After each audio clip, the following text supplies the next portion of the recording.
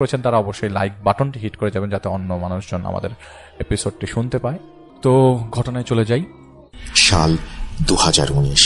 আমি তখন রুকাইয়ার প্র্যাকটিস করি। শিক্ষা গ্রহণের পাশে অনুশীলন করা যাকে বলে আর কি। আমার ওস্তাদের নাম মোহাম্মদ সেলিম রহমান। উনি মোটামুটি তখন প্রায় 50 বছরে পা দেয়া একজন প্রবীণ ব্যক্তি। আমি একদিন বিকেল বেলায় আমার পড়াশোনা শেষ করে মাদ্রাসার কক্ষে বিশ্রাম করার উদ্দেশ্যে কিছুক্ষণের জন্য একটু ঘুমাচ্ছিলাম। হঠাৎ আমার দরজায় কড়া নাড়ার আওয়াজে আমি উঠে বাইরে গিয়ে দেখি সেলিম হুজুরের সহায়ক উসমান ভাই আমার কাছে এসেছেন। ওনাকে ওনার আসার কারণ জিজ্ঞেস করলে উনি বললেন যে সেলিম হুজুর ডেকেছেন আমাকে, আমার সাথে নাকি ওনার জরুরি কোনো কাজ আছে। উনি এও বললেন আমি যেন তৈরি হয়ে নেই এবং তারপর ওনার কাছে যাই।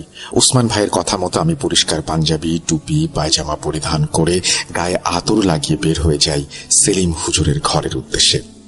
ওনার ঘরের সামনে এসে আমি ঘরের দরজায় টোকা দিতেই উনি বললেন, কে? মুহাইমিন? হায় বাবা, আয় ভেতরে আয়। আমি ভেতরে ঢুকে ওনাকে সালাম দিতেই উনি আমাকে নিজের পাশে বসালেন আর বললেন, শোন বাবা, তোর সাথে আজকে একটা কাজ করতে যাব। তার আগে তোকে কিছু কথা না বললেই না।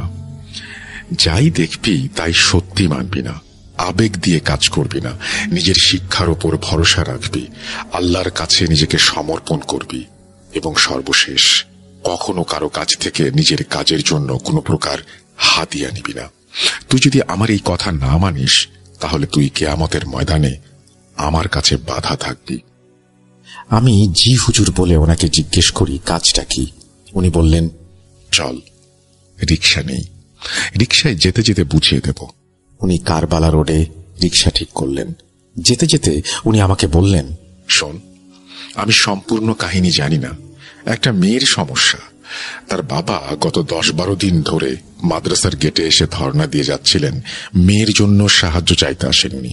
গত পরশু ওনাকে আমি ডেকে জিজ্ঞাসা করি ওনার আসার কারণটা কি। উনি আমাকে বললেন ওনার মেয়ে রিমা, সে নাকি খুবই অসুস্থ, কোনো শয়তান জিনের দ্বারা প্রভাবিত। আমি ওনাকে জিজ্ঞেস করি যে উনি এই বিষয়ে নিশ্চিত কিভাবে হলেন যে ওনার মেয়ে আসলেই জিন দ্বারা প্রভাবিত। উনি আমাকে জানান যে রাতের বেলা মেয়ের রুম থেকে সাপের হিস হিস শব্দ ভেসে আসতে থাকে। হাজার খুঁজেও নাকি শব্দের উৎপত্তি স্থল খুঁজে পাওয়া যায়নি। মেয়েকে নাকি প্রতি রাতে শরীরে আঘাত করা হয়, হাতে, পায়ে, পিঠে সহ নানান জায়গায়।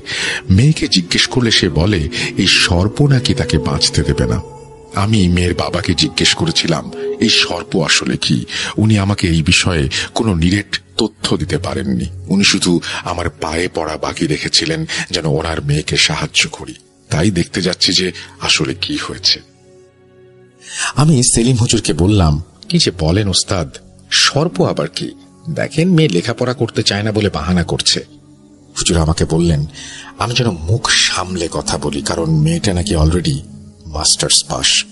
আমি হুজুরের কাছে ক্ষমা প্রার্থনা করে মনে মনে ভাবতে থাকি যে হয়তো বিয়ের চাপ দিচ্ছে বাসা থেকে, তাই এমন করছে। হয়তো কাউকে ভালোবাসার জন্য বিয়ে করতে চাইছে না, হয়তো না, আরো কত কি জানি না। আমি আসলেই জানি না ঘটনা কি, কিন্তু হুজুরের কথা মেনে অবশেষে আমরা আমাদের গন্তব্যে পৌঁছালাম।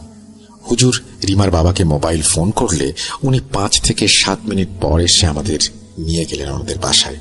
কসম করে বলছি ভাই, বাসায় ঢুকতেই আমার শরীর যেন কাঁটা দিয়ে উঠল। আমার মন আমাকে বলল, ইয়া আল্লাহ, এ কোন ইবলিশ খানা এসে পড়লি তুই মুহাইমিন। রিমার বাবা আমাকে ও হুজুরকে ভেতরে এনে সোফায় বসতে দিলেন। চা, বিস্কিট আর পানি দিয়ে আপ্যায়ন করা হলো আমাদের, কিন্তু হুজুর আমাকে এক ফোঁটা পানিও পান করতে নিষেধ করলেন। এই দেখে রিমার বাবা মর্মাহত হলেও উনি হুজুরের কাছে অবশ্যই কোনো কারণ আছে ভেবে বিষয়টা সেখানেই শেষ করে দিলেন।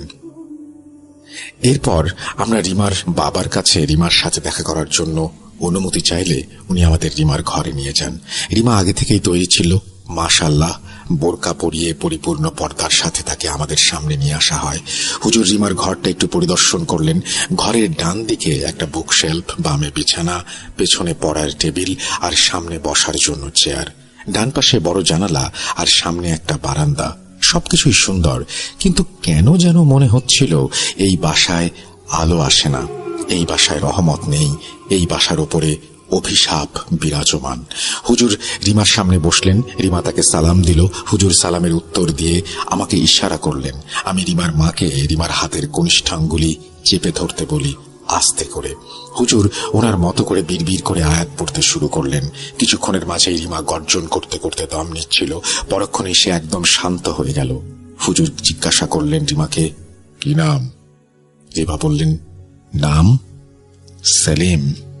তুই জীবনে অনেক জিনের নাম জেনেছিস, আমার নামটা না হয় নাই জানলি। হায়, গল্প করি। রিমার এই উত্তরে হুজুর সহ আমি নিজেও ভ্যাবাচাকা খেয়ে গিয়েছিলাম, কারণ এভাবে কখনো কোনো অবাধ্য জিনকে কথা বলতে শুনিনি আমরা। হুজুর জিজ্ঞাসা করলেন, কি গল্প?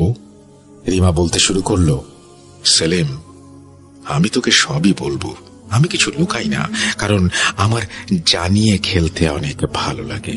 আর তুই জেনেও কিছু করতে পারবি না। আমার নাম তোকে বলবো না, তুই পারলে নিজে থেকে জেনে নিস। এই মেয়ে আমার প্রেমিকা, ছোটবেলা থেকে সে আমাকে পুজো দেয়। ওর একটা পুতুল ছিল যার ছবি আঁকত সে, সেগুলো ছিল আমার ছবি। আমার ছবি এঁকে আমাকে ভোগ দিত সে, আমাকে নিজের কাছে টানত। আমি ওর কাছে আসবো, আমাকে আটকাবে কি করে? নিজ ইচ্ছায় মরতেও পারবে না, বাঁচতেও পারবে না। ও তখন মরবে যখন আমি চাইব। হুজুর ক্রোধান্বিত হয়ে বললেন, তুই কে? জীবন ও মরণ আল্লাহর হাতে, তুই কে বাঁচানোর বা মারার? শয়তান ক্রোধান্বিত কণ্ঠে বলল, চুপ। সে জানায় সে আল্লাহকে মানে না, সে আল্লাহ বিরোধী। এই বলে রিমা অজ্ঞান হয়ে গেল। অজ্ঞান হবার আগে সে বলল, সবাই তাকে সর্পদেব বলে চেনে। আমি রিমার রুম থেকে বেরিয়ে রিমার বাবা ও মাকে জিজ্ঞাসা করি এসব কিভাবে শুরু হলো। রিমার মা জানালো, গত বছর রিমা মাস্টার্স পাশ করে। ওনারা মধ্যবিত্ত পরিবারের মানুষ।